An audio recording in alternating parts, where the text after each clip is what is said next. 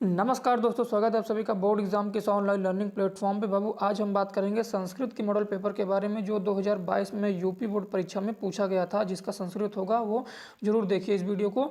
आपको संस्कृत की model paper में जो पूछा गया था, कैसे प्रश्न पत्र है, कैसा पैटर्न है, कौन कौन से प्रश्न पूछे गए थे, सब बताएंगे आपको।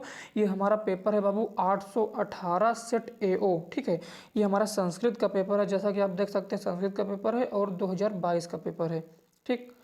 देखिए जो आपका समय होगा बाबू 3 घंटे 15 मिनट का होगा। 15 मिनट जो है प्रारंभ के परीक्षार्थियों को पढ़ने के लिए निर्धारित किया जाता है। 70 नंबर का आपका पेपर होगा, 30 नंबर का आपका प्रैक्टिकल होगा जो स्कूल वाले देते हैं, ठीक है। अब यहाँ पे देखिए क्वेश्चन नंबर आप एक जो होगा आपका, निम्नलिखित गद्यांशों में से किसी एक, ठीक है, किसी एक, ठीक है, गद्यांश का हिंदी में संदर्भ सहित अनुवाद कीजिए। आपको संस्कृत दी जाएगी, उसका हिंदी में संदर्भ सहित अनुवाद करना होगा। ये आप तभी कर पाएंगे जब आपको टेक्स्ट को पढ़े होंगे, उस पाठ को पढ़े होंगे अच्छे से। यह इसके लिए आपको 7 मार्क्स मिलेगा, संदर्भ के लिए आपको 2 मार्क्स मिलेगा, 5 मार्क्स आपको अनुवाद के लिए मिलेगा, ठीक है, संदर्भ प्रसंग व्याख्या लिखने के लिए, ठीक है।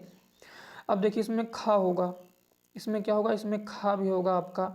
इसमें से कोई एक करना है, चाहे तो आप का कीजिए 7 नंबर मिलेगा, चाहे तो आप खा कीजिए 7 नंबर मिलेगा। एज योर सेल्फ डिपेंड, ये आप पर निर्भर करता है। It is depend on you, ये तुम पर निर्भर करता है कि आप किसको करना चाहते हो, आपको कौन सा आता है, ठीक है। अब देखिए क्वेश्चन नंबर 2, निम्नलिखित पाठों में से किसी एक पाठ का सारांश हिंदी भाषा में लिखिए। जैसे आपको पाठ दिया गया है उसका सारांश जो संस्कृत में नहीं लिखना, हिंदी में लिखना है। जैसे कहानी लिखनी है, जैसे विश्व कवि रविन्द्रनाथ टैगोर है हमारे, रविन्द्रनाथ टैगोर, इनकी कविता जो पाठ है आपका, इसमें से इनकी कहानी लिखनी है, कब जन्म हुआ, इनका शिक्षा ग्रहण क्या हुआ, क्या कैसे क्या किए, कैसे मतलब क्या हुआ, यही सब लिखना। शंकराचार्य का लिख सकते हैं, गुरु नानक देव का लिख सकते हैं। इसमें से 3 दिए गए हैं, 3 में से कोई एक। हाँ बाबू एक बात और, जो इसमें दिया गया है उन्हीं में से कोई एक का लिखना। ये नहीं कि मान लो इसमें 3 दिया गया है, आप किसी दूसरे का पढ़े हैं, आपको आता नहीं तो उसी को लिख दें, ऐसा नहीं करना। जो इसमें 3 दिया गया है उसी 3 में से कोई एक लिखना है, ठीक। अब देखिए क्वेश्चन नंबर 3, निम्नलिखित श्लोकों में से किसी एक श्लोक की संदर्भ मतलब संदर्भ सहित व्याख्या जो है हिंदी में लिखिए। संस्कृत दी गई उसकी हिंदी लिखनी है, जैसे पहले दिया गया था। अब देखिए निम्नलिखित सूक्ति में से किसी एक सूक्ति का संदर्भ सहित व्याख्या कीजिए। सूक्ति दी गई है, इसमें से किसी एक का संदर्भ सहित व्याख्या करना है।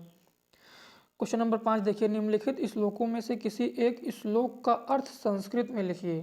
अर्थ जो है संस्कृत में लिखना, जैसे तास्तु सर्वान समानी, इसको संस्कृत में लिखना है,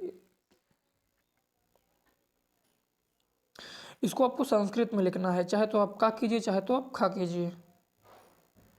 अब देखिए क्वेश्चन नंबर 6, निम्नलिखित में से किसी एक पात्र का चरित्र चित्रण हिंदी में लिखिए। चरित्र चित्रण देखिए जैसे जिमहुतवान का हो गया, ठीक है, यौतुक का हो गया, यह वंशी भारती पाठ के आधार पर आफ्ताब का चरित्र चित्रण या रमानाथ का चरित्र चित्रण, जिसको आपको पता है उसको लिख दीजिए। जो इसमें से 3 में दिया गया है, 3 में से कोई एक का। और देखो क्वेश्चन नंबर 7, निम्नलिखित में से किन्हीं 2 प्रश्नों के उत्तर संस्कृत में लिखिए। विनयस से तनया किम नाम, महात्मा गांधी कुत्र जन्म लेभे, मानस किम जायते। मतलब कि इसका जो वो है संस्कृत में लिखना है। इसके लिए आपको 2 प्रश्न करना है, इसके लिए आपको 2.5 मार्क्स दिया जाएगा, 5 मार्क्स। अब ये थोड़ा बलर हो गया ये का। देखिए 8 का निम्नलिखित में से सही विकल्प चुनकर अच प्रत्याहार वर्ण की पहचान की। आपको यहाँ पे प्रत्याहार का वर्ण का पहचान करना है। निम्नलिखित में से किसी एक वर्ण का उच्चारण स्थान लिखिए, उच्चारण स्थान लिखना है, ठीक है। अब देखिए 9 का निम्नलिखित में से किसी एक पद का संधि विच्छेद करके संधि का नाम लिखिए। संधि विच्छेद तो करना ही है, संधि का नाम भी लिखना है। अब खा देखिए, निम्नलिखित विकल्पों में सही विकल्प चुनकर लिखिए। इस शिशु पतत में संधि कौन सी है, संधि लिखना आपको। अब देखिए 10 का निम्नलिखित में से किसी एक शब्द रूप लिखिए। जैसे पितृ चतुर्थी एक वचन, धेनु का प्रथमा एक वचन, मानस का तृतीय एक वचन, ये आपको लिखना है। निम्नलिखित में से सही विकल्प चुनकर लिखिए। वारणी पद किस विभक्ति एवं किस वचन से संबंधित है, ये आपको लिखना है। अब देखिए क्वेश्चन नंबर 11, निम्नलिखित में से किसी एक धातु का रूप, ठीक है, जैसे पा पीना, धातु लट लकार मध्यम पुरुष एक वचन, कौन सा है मतलब, ठीक है, एक धातु का रूप जो है निर्देश अनुसार लिखिए। निम्नलिखित में से सही विकल्प चुनकर उत्तर पुस्तिका में लिखिए। जैसे नयथ रूप। क्वेश्चन नंबर 12 निम्नलिखित समस्त पदों में से किसी एक पद का समास विग्रह कीजिए। निलंबर में समास कौन सा है, उसको लिख दीजिए। निम्नलिखित रेखांकित पदों में से किन्हीं दो पदों का निर्देशानुसार देखिए, अहम घनश्यानम पश्यति, अहम हस्ताभ्याम कार्य करोति, अकाशात वायुयानम पतति, स स्थान पश्यति। 14 देख लीजिए, एक पद धातु प्रत्यय लिखिए। निम्नलिखित में से किसी एक वाक्य का वाच्य परिवर्तन कर दीजिए। निम्नलिखित में से वाक्यों का संस्कृत में अनुवाद कर दीजिए। संस्कृत में अनुवाद 6 मार्क्स आपको दिला देगा अगर आप सही से करते हैं तो। अब देखिए, यहाँ देखिए, ये जो 17-18 है ये नहीं होगा ऊपर, क्योंकि मैं जो पीडीएफ बनाया हूँ थोड़ा छोटा बनाया हूँ, तो इसके लिए मैं पढ़ देता हूँ।